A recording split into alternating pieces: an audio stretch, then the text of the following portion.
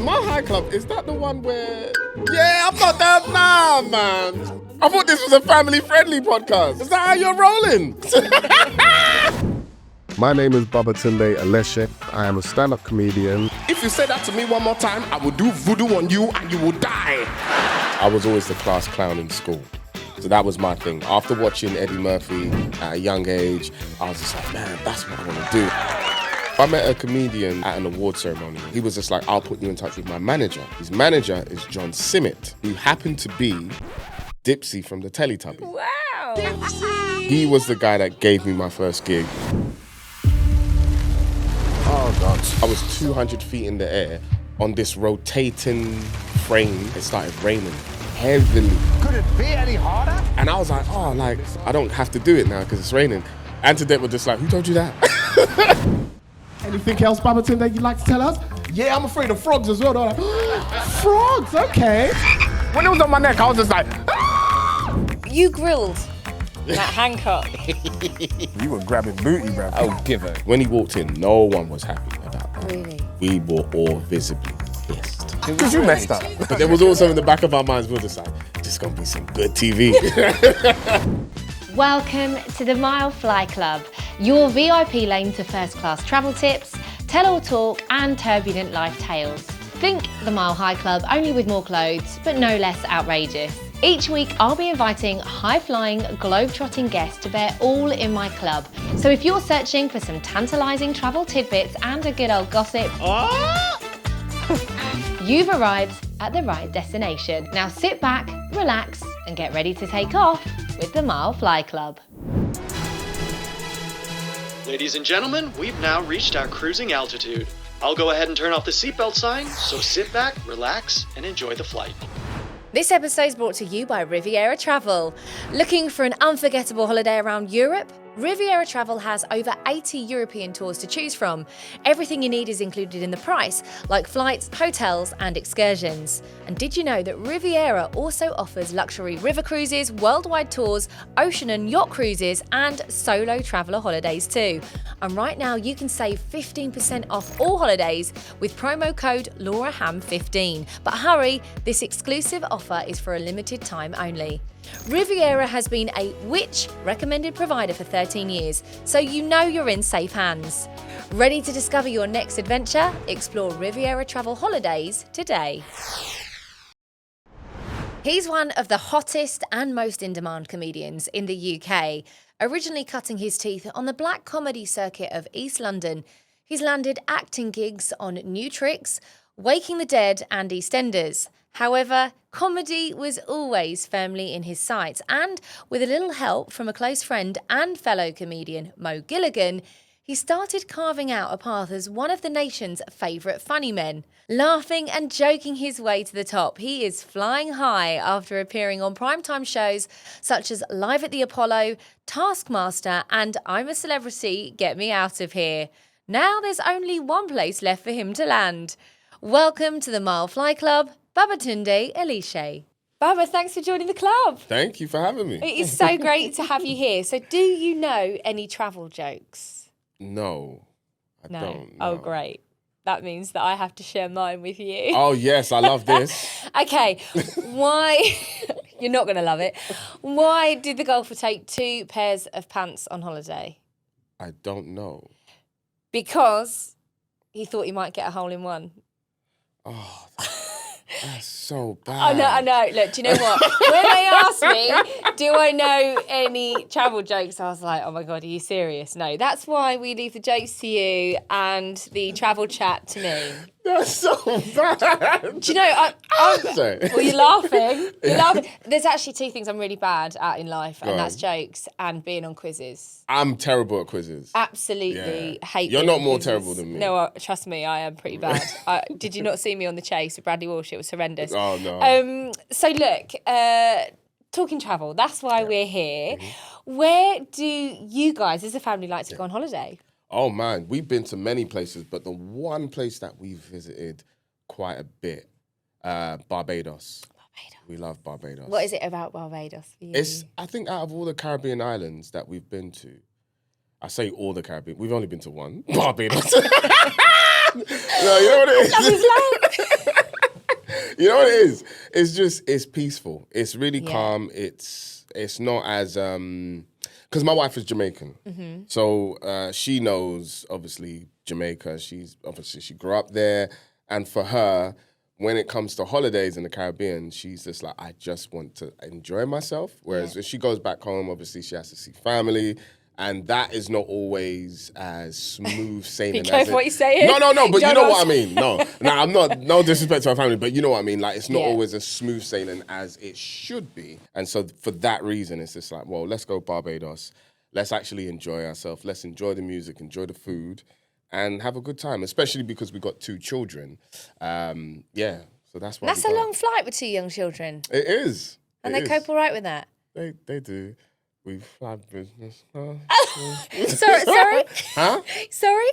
You don't have to be ashamed to admit. Yeah, we fly business class. And it makes... Which I don't know if I'm going to do that anymore because I saw my son. He was in business class and he was sitting like this and drinking a drink. And I was like, why is an 8-year-old, why does he have his legs crossed?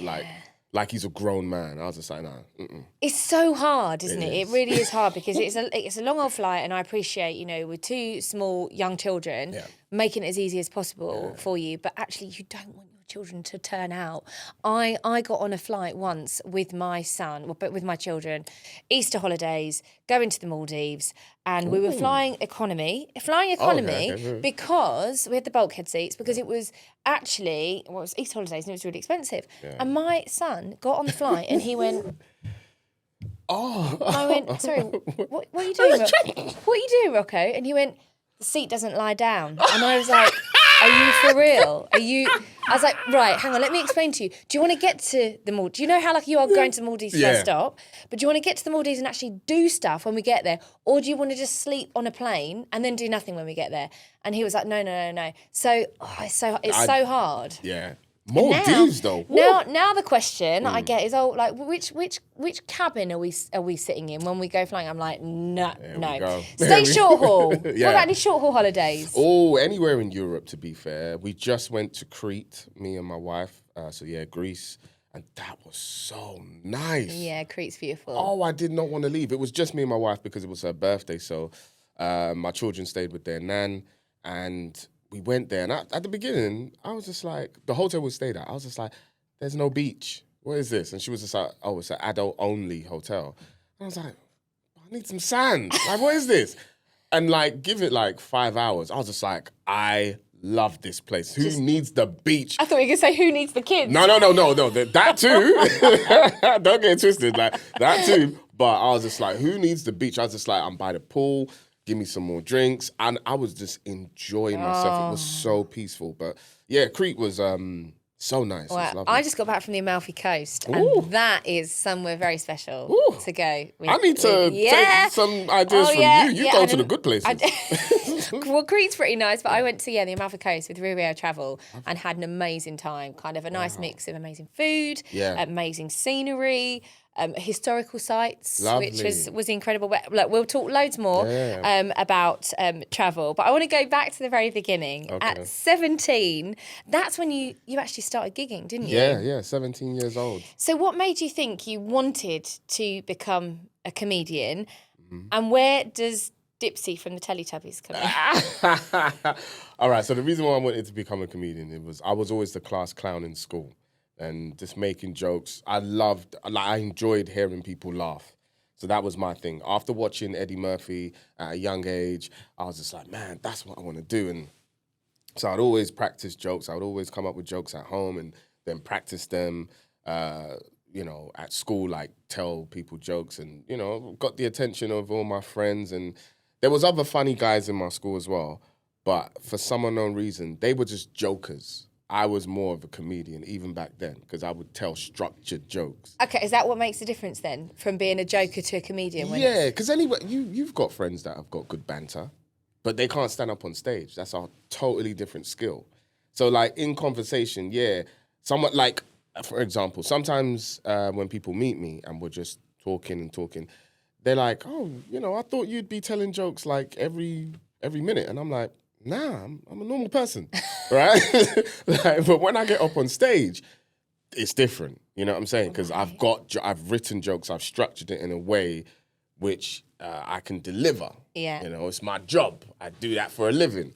But Great job for a living. Yeah, great job for a living, and I enjoy it.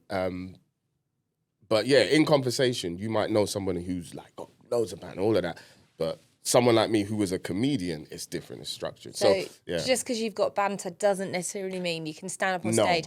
So when did you notice that things started to take off for you? Oh, so this was early in college. I remember, the joke writing and everything got a bit intense for me. I was just like really taking it seriously. And I remember I bought a notebook and I was just writing, not knowing what was really happening. That's such a mad thing to say, though, that the joke writing got intense. It really because you did, sort of think, how could joke writing get intense? Isn't the whole idea of it? It's supposed to be like a fun. Well, yeah, but it's like I was so... I don't know what took over me, but I was like, I got to write these jokes. And I was just writing. And then a girl in my class in college, she was just like, well, if you want to be a comedian, go do it then. Don't just talk about it. And I was like, hello, okay. That kind of thing. I was like, okay, calm down. And I was like, well, she's right. And so I was just like, okay, I'm going to book my first gig. And this is where Dipsy from the Teletubbies comes into it. So I met a comedian at an award ceremony, and his name is Kojo Anim. And he was just like, I'll put you in touch with my manager. His manager is John Simmet, who happened to be Dipsy from the Teletubby. He did the voice, but also, you know, they wore the costumes and stuff like that. So he was Dipsy. Wow. And I didn't know that at the time, but he was the guy that gave me my first gig. So this was in Croydon Library. They did a gig late night in one of the rooms in the library. And that was my first, well, we all know somebody that dressed up in a costume. My dad was Uncle Bulgaria from the Wombles. Oh, swear down! Yeah! That's so sick! So, I remember the I'll Wombles. raise you your Dipsy Teletubbies with my Uncle Bulgaria in a Womble suit. There you go. Look, I think comedy has got to be like one of the toughest gigs, right? You know, literally, people are constantly expecting you to make them laugh. Absolutely. So when you're like up on stage and a joke doesn't land, does that feel like the ultimate judgment? No. You know what? I normally make jokes at the fact that joke was terrible. You mean like my one at the start of Yeah. Well, that's what I'll do. I'll point it out because it's... I mean, yeah, that shit, Laura. You know what it is? It's like the Meisner technique. Like, you point out exactly what just happened. You say what you see, you point out what happens. So that's what I do. Like, so... Yeah, joke never fails because I'll always let them know, that was crap. Travel has like played a big part in your career, hasn't it? Like you've toured the UK and you're about to go again on tour. And you obviously flew to Australia with the lovely Scarlett Douglas as well. Yeah. But, you know, you've flown to Australia for I'm a Celeb to get me out of here. Yeah. You've been in Ireland as well, Island, coast to coast. Yeah, coast to coast. Where's your favourite place that work's taking you to?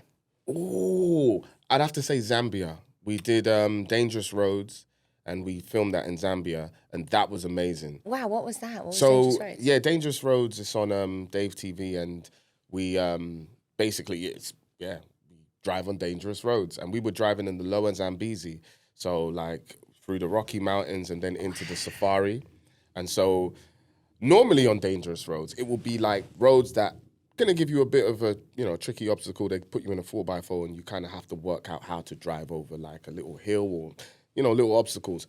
Ours was in the safari, potentially bumping into wild animals. Wow, and so what an amazing it was amazing, experience. but also very scary, very, very scary. Like an elephant up close is not as nice as you think it would be. It's actually very intimidating, especially the elephants we ran into. They had the tusks.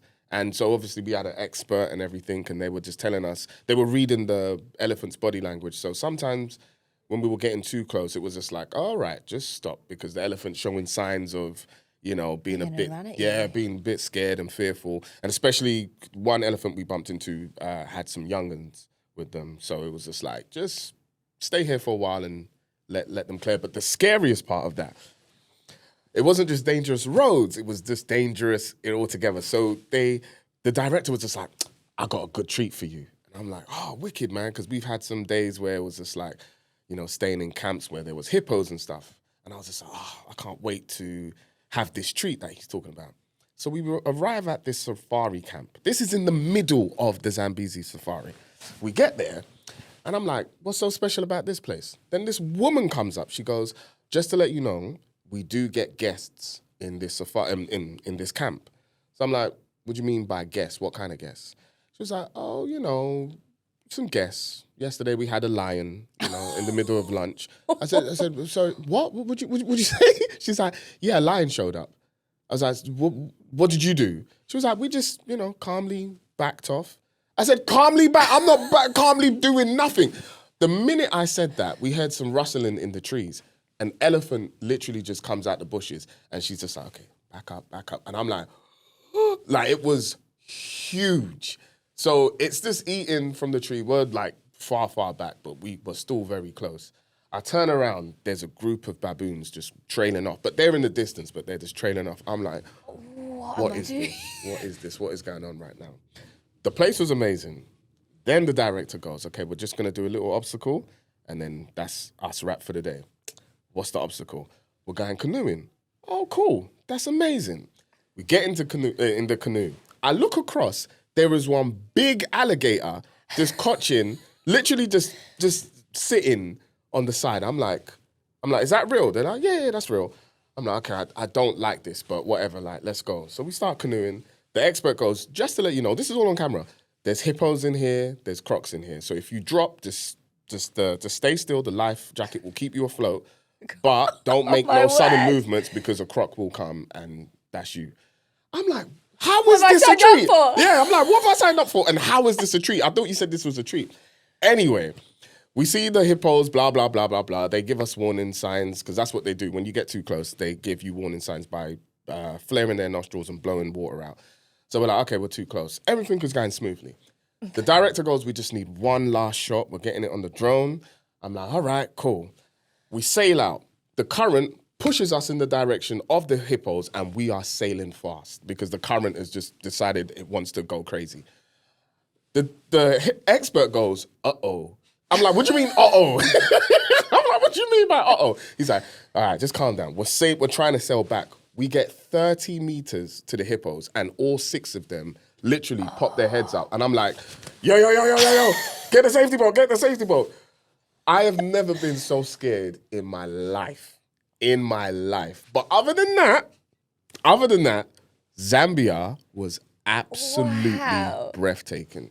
Wow, Yeah, what a amazing. story. Yeah. Now, you say you've never been so scared in your life, but that kind of takes us on to I'm a Celebrity, Get Me Out of It does, Here. yeah, Because yeah, I yeah. watched it. Yeah. I saw, man, like, Yeah. I think it was like the first episode it was, yeah. where you had to walk out. Talk me through Yeah. that whole experience.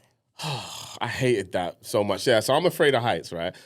And they're like, oh yeah, you're gonna walk out onto this plank and literally you just hang there and then it will drop, but you'll be suspended in midair. And for some unknown reason, even though I'm afraid of heights, I was just like, this should be good. And I'm amped up for it. I'm like, I'm a celebrity, I've just met Ant and Dec. Let's go, I'm raring to go. We get up there, this is 40 stories high and it's mad windy up there. Charlene walks out, but then what they do is they draw the plank away from her. So she's standing on like a little square box, like up and suspended in the air. And the rest of the plank goes back. They never told us that. So when the plank goes back, I'm like, oh, so once I'm there, that's it, I'm there. And I was like, yeah, I'm a celebrity. Get me out of here. I was like, I could not do it. Yeah, because I bet, I did the jump, like Yeah. the ski show, the jump. And there were 3 jumps that you could choose from between like the 10 metre, the 25 metre, and then 45 metre.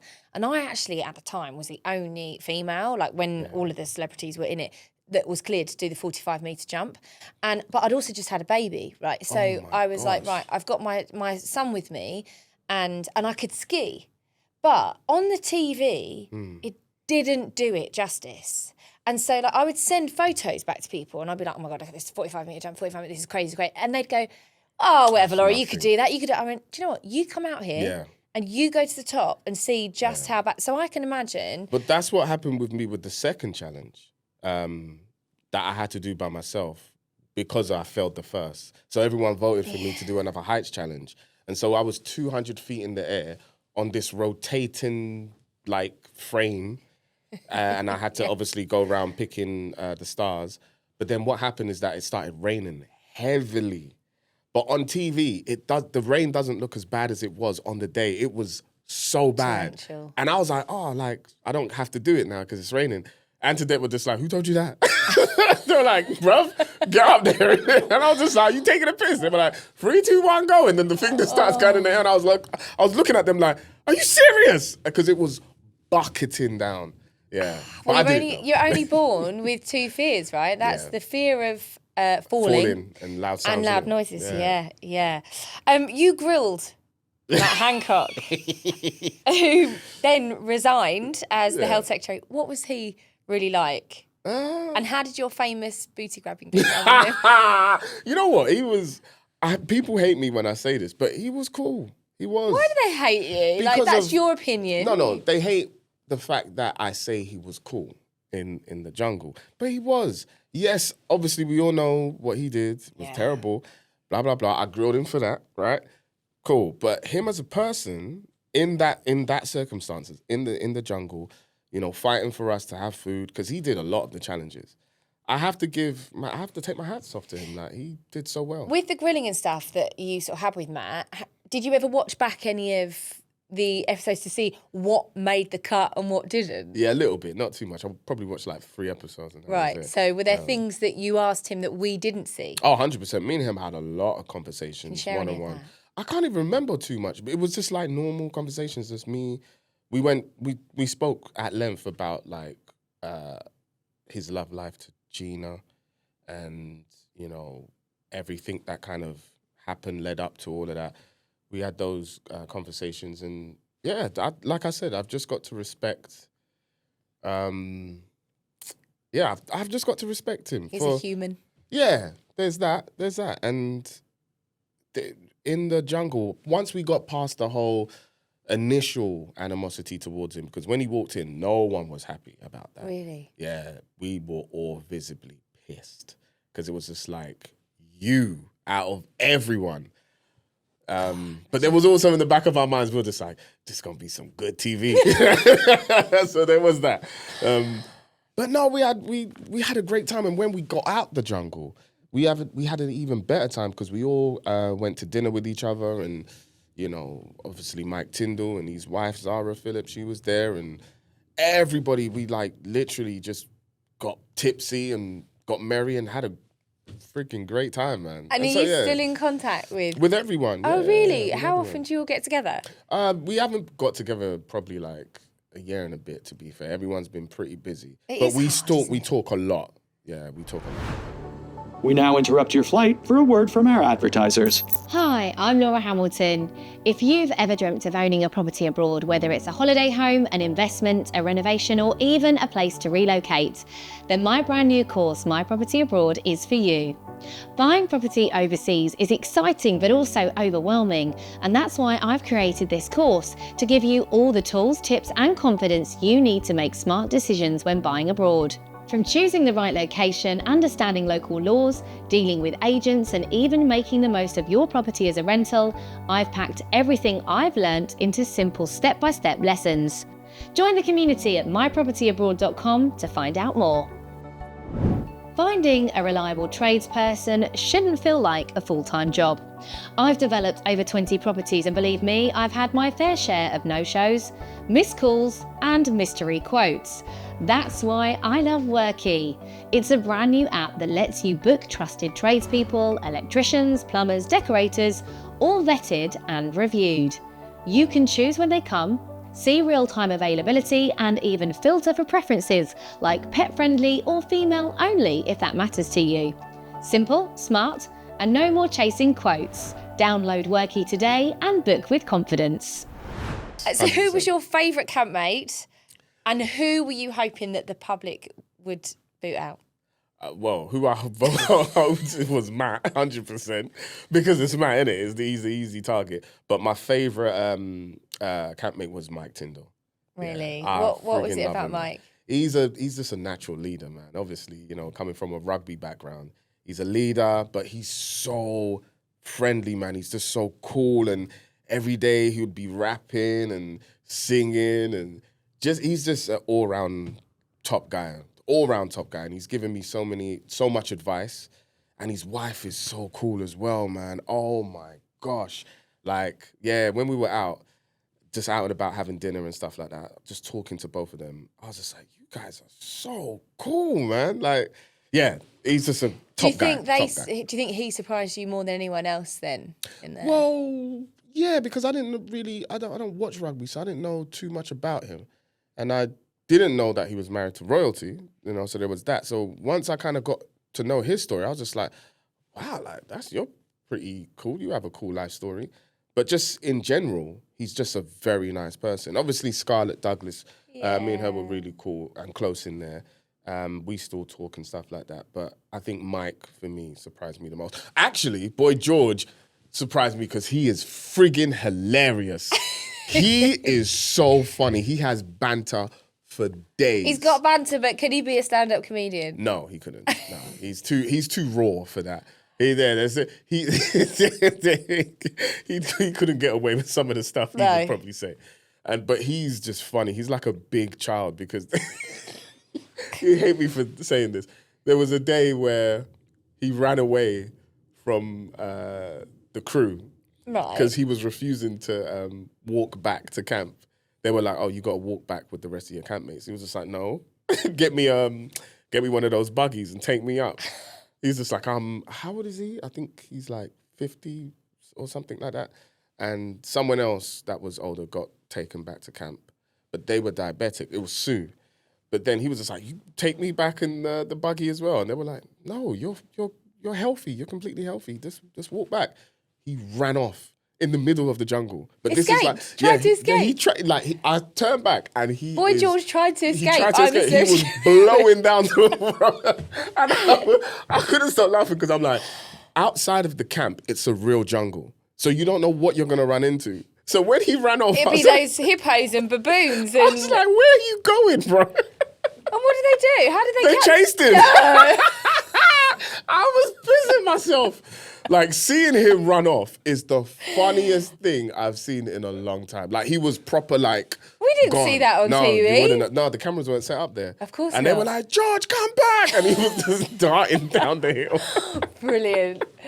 So you were recently in Ireland. Yes. For Channel 4's Coast to Coast. Tell me about Ireland. I love Ireland. Yeah. I love Ireland. It is so Which beautiful. part of Ireland were you? So we went Derry. We went Derry. We went Galway, and we went to Dublin, Donegal as well. Yeah. Favourite part of Ireland? Oh, I'd say Donegal. I'd say Donegal. Yeah, we had a fun time. Well, I say we had a fun time. That's when we went to loads of pubs. So that's probably why it was my favourite. Guinness. I had loads of Guinness. Yeah, too much to be fair. It was a good time. And learnt some traditional dancing in Ireland that they do with like a broomstick. Yeah, it's broom dancing. Broom dancing I haven't heard of that. Yeah, I did that. And they taught me a little bit of Irish. Can you share? Pogmathoin. What's that mean? Means kiss my ass. Oh. You know what happened? Basically, I asked somebody, I was like, oh, how'd you say hello? And they were just like, Pogmathoin. I was like, you sure? They were like, yeah. I went round saying Pogmathoin to everybody. People looking at me like, is this guy crazy? He's all right. And then someone told me that means kiss my ass. And I was like, oh my God, I've said that to like 10 people. Thanks, guys. Yeah, that's that Irish humour. So you partnered up with fellow comedian and YouTuber, Finley Christie. Yeah. How did that partnership come about? Yeah, that came about. Basically, they suggested working with him. And I checked him out. Obviously, he's really huge on YouTube and social media. And That's the way things are going now. Yeah, and I was just like, this guy is going to be hilarious. And he was. There's so much stuff that was cut out. So much. Can you share any of that with us? I can't, honestly, because I can't remember, but he is crazy. Like, honestly, he's just, I can't even explain it, but because I'm older now, like I'm nearly 40 now, I felt so old around him because some of the stuff he was doing, I was just like, some of the stuff he was doing and saying, I was just like, brother, like, I can't keep up with you, man. I'm really, like, it was so good though. Like, he really brought like the younger me out on this season of Coast to Coast. It was such a good time, really good time. And if you haven't been to Ireland, anyone that's watching, go. It is so beautiful. It is absolutely breathtaking. I think we are really lucky, actually. Like the places that we have that are so close. To, you know, there's parts of Ireland that are amazing. Scotland's amazing. Wales amazing. Oh there's so many amazing parts that are so close to us. But I didn't know Ireland was that beautiful because I've only been to Scotland and Wales. That was my first doing Coast to Coast with Channel 4. It was my first time ever visiting Ireland. Great travel gigs you've had, so many of them. It's just breathtaking. And speaking of fellow comedians, obviously I want to talk about your good friend, Mo. Come on. Mo Gilligan. You've known each other since you were gigging on the comedy circuit. So essentially, were you competition? Yeah, obviously. Yeah, even to nowadays. Yeah, But you're good friends. Well, absolutely excellent friends, but it's still competition, but friendly competition. You know what I'm saying? He's winning the race. He's clearly winning. I'm nowhere near. You know, I just watched him at the O2 the other day, and I was just like, I went backstage, and I was just like, dude, that was just out of this world. But he's supportive of you and sort of helped connect you in Yeah. We always, me, him, and Eddie Caddy and K Kurd were very, very close, and we always help each other out with anything, whether it would be ideas and, you know, if I've got a joke and I want to run it by him, he's there to help me out. And have you always been like that, or do you think that sort of got better as you've got older and more secure in who you are and your No, we've always been Have like you? that, yeah. But we've always had a good connection, me and Mo, because we both support the same football team. So there's that connection. And I think that's why we're still friends to this day, because of how, you know, we used to meet up outside of comedy and just watch football together and just chat. And it was just a natural thing. Like even him inviting me onto Gogglebox, it was just one of those things. He said, if I'm going to do this with anyone, I'm going to do it with somebody that I actually get along with and like to, you know, watch stuff with and banter with. And it was just like, Baba, let's get Baba on. Brilliant. Yeah. I mean, I do think that is where men and women can be quite different, actually. You know, it feels like men are way more supportive of each other. And actually, as women, when you get older, do you know what I mean? Women support each other. No, more now, like as they get older. But as a younger woman, I think like women tend to try and pull each other down. Yeah, I do. But I think. But you lot like do weird stuff. Like you go. You go to the toilet together. Like a guy can never be like, "Oh, I need to go wee, bruv. Do you want to come with me?" It's like, no, do that yourself, bruv.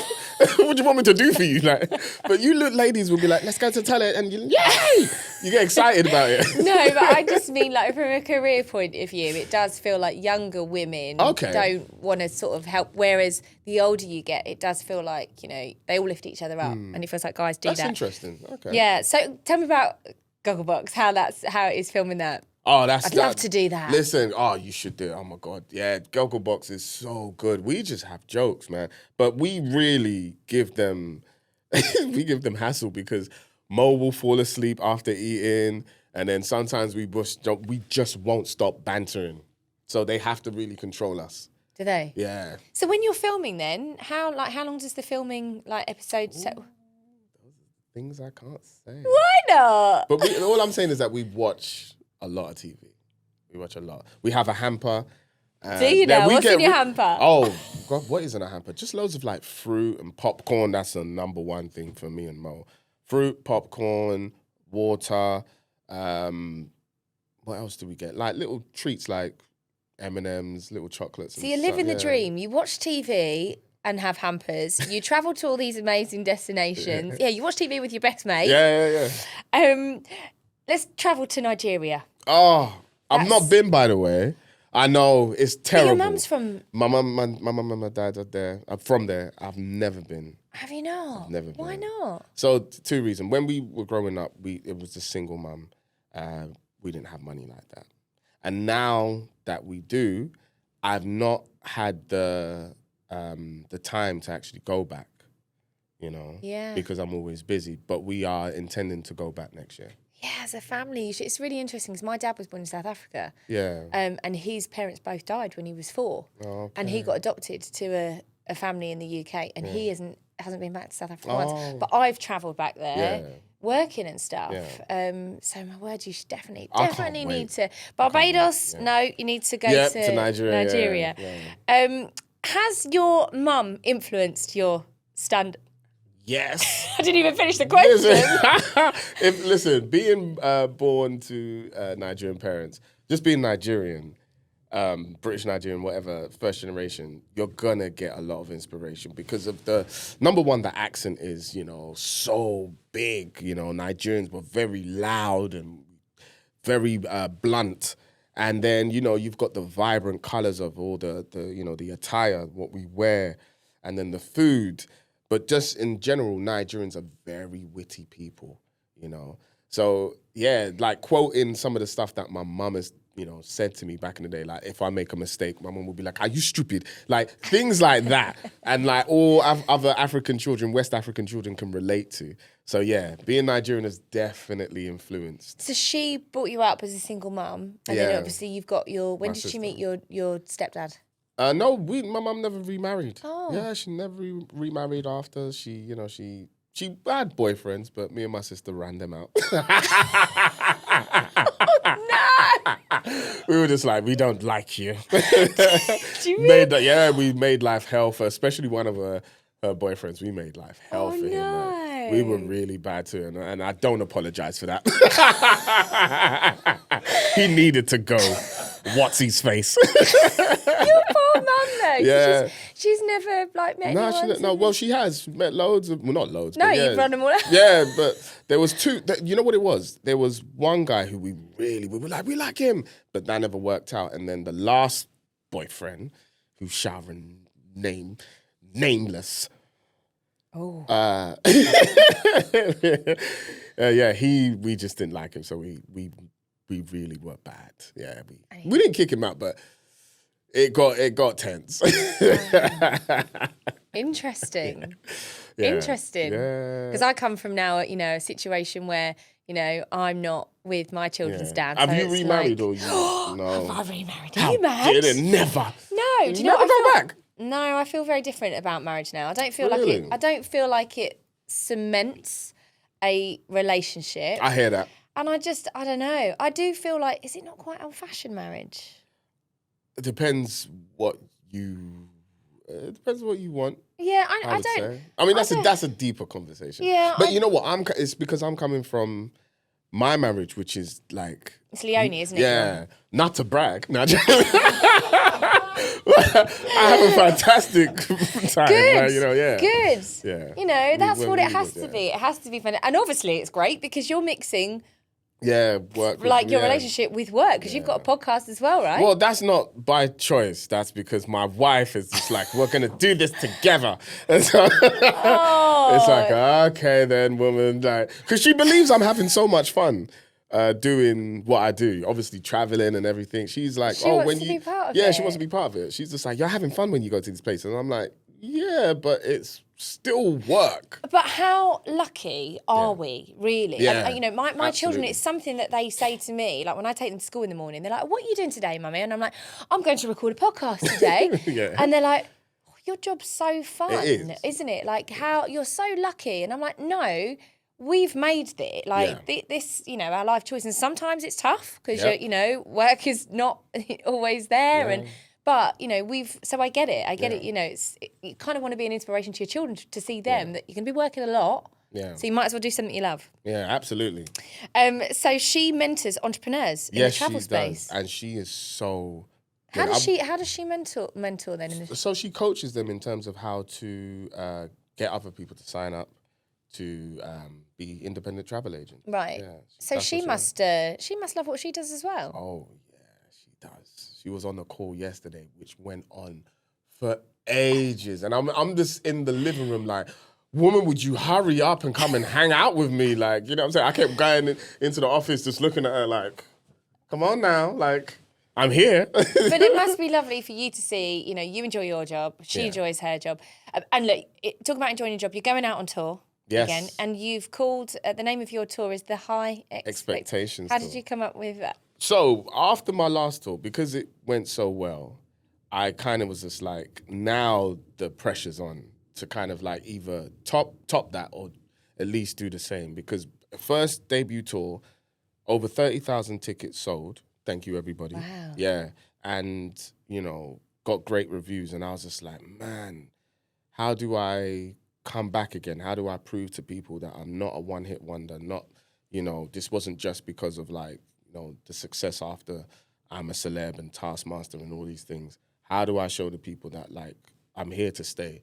And that's where the title came from, High Expectations, especially the fact that even in my life, growth, you know, growing as a husband, as a father, as a person, I had to do a lot of that. Like, I'm going therapy now and, you know, and really taking, like, health and all of this kind of stuff seriously and just trying to be the best possible version of myself, because I noticed that even with work, the balance wasn't correct. I had let myself do more of the family thing than concentrate on my work. And I realized that, my comedy is kind of suffering here because of that.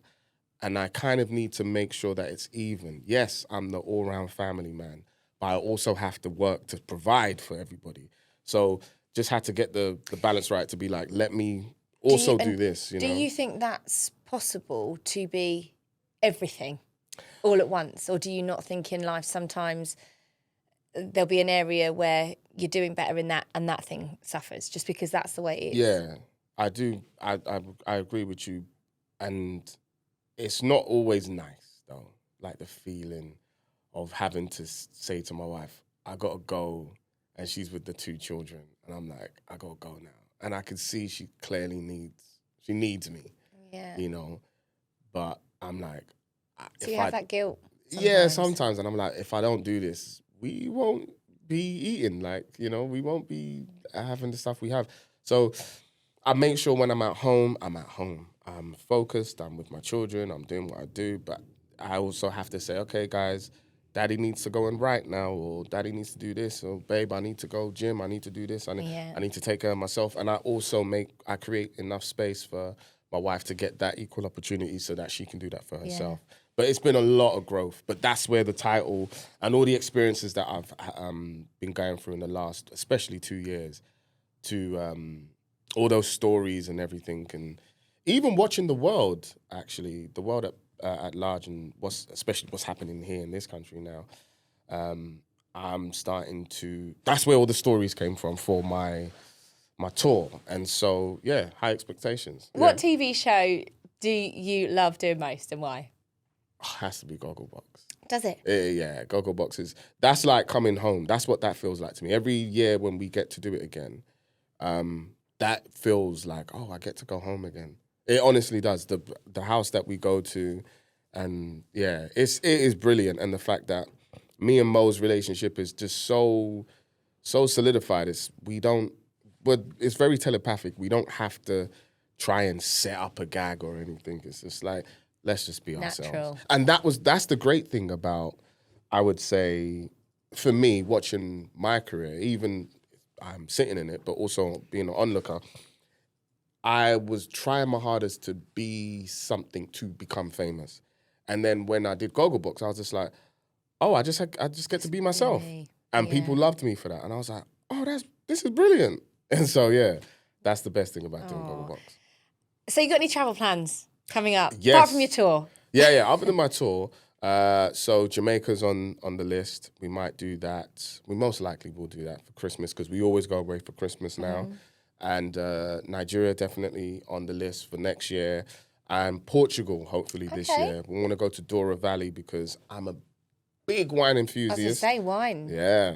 And you definitely need to get yourself out to the Amalfi Coast. Oh, yeah? Okay. Yeah. Honestly, I'm banging on about it again, but it was incredible. Really? Absolutely. The scenery. Yeah. Capri, spectacular. You need to give me some places to go for me and my wife. I can give you loads of travel suggestions. Before we go, and I've loved chatting, it's been a lot of fun. Thank you. I've got some quickfire questions. Best travel hack? Oh. This is quick fire. Hurry up, Baba. Hack. I would say the first thing that comes to my mind, which is the plugs. Make sure you know what plugs are for which place you're going. So travel get the adapters, get those. Yeah, okay. Favourite holiday destination? I think you covered Barbados. that. Yeah. And why? Oh, just love the food, the people, the vibe. The vibe is excellent. Oh my God, if you've not been Barbados, go. And finally, Mile High Club. Are you a member? Yes. Oh! No, yeah! no, yeah. Oh, I was like, oh my word, our first guest. No, I'm not. No. But you travel business class. Yeah. My High Club, is that the one where... Yeah, I'm not that. Nah, man. Nah, I'm not a member. I would love to be. I'd love to be, but nah, that's... I was like, yay! Member! Well, Duncan James, he's probably, not fully fledged member, but he was. Wait, hold on. Would you become a member or something like that?